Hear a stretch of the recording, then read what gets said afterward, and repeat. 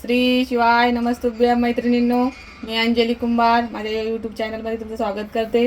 तर आज आपण बनवणार आहोत वाटाण्याची आमटी.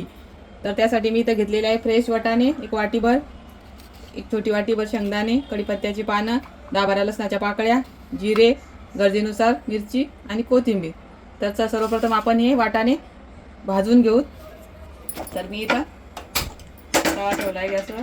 आता आपण अगोदर वाटाणे भाजून घेऊ. तुमच्याकडे जर तुरीच्या शेंगा मिळत नसेल तर हा बेस्ट ऑप्शन आहे. तुरीची सोल्याची आमटी जशी असते त्याच पद्धतीने मी आमटी करणार आहे.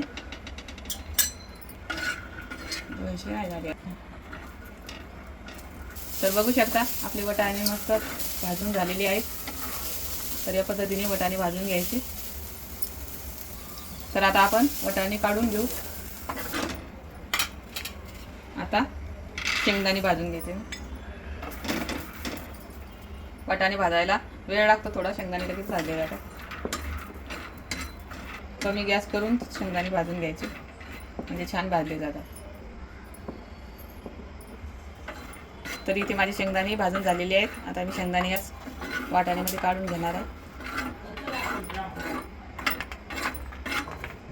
तर आता आपण हे वाटण मिक्सरला फिरवून घेणार आहोत.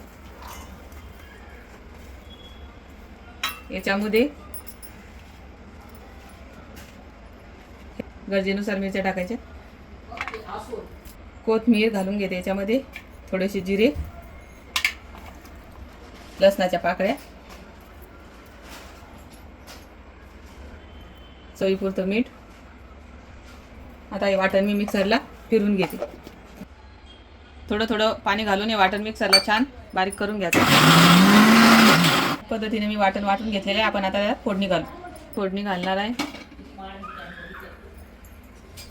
मी वाटण या पातेल्यामध्ये काढून घेतलेलं आहे आणि याच्यामध्ये गरजेनुसार पाणी घालते.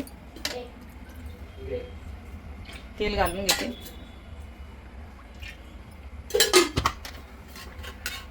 याच्यामध्ये आता मोहरी घालून घेते.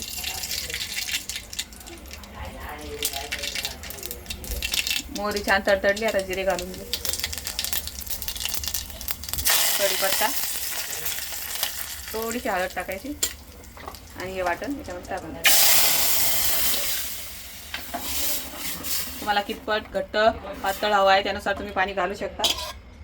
तर मला थोडंसं अजून पाणी टाकायचं. आता मस्त आपण याला एक उकळी काढू. तर बघू शकता आपली आमटी छान उकळत आहे. आता आपण याच्यामध्ये कोथिंबीर घालून घेऊ.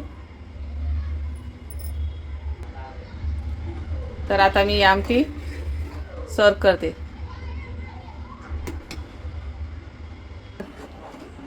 तर मस्त गरमागरम आमटी. ही आमटी तुम्ही भाकरीसोबत खाता तर अजून छान लागत आहे. तर किती मस्त झालेली आहे आमटी, अशी झणझणीत आमटी. तुम्हाला पण करायची असली तर नक्की माझ्या या पद्धतीने करून बघा. आणि माझा व्हिडिओ आवडल्यास लाईक, शेअर, सबस्क्राईब करा. धन्यवाद.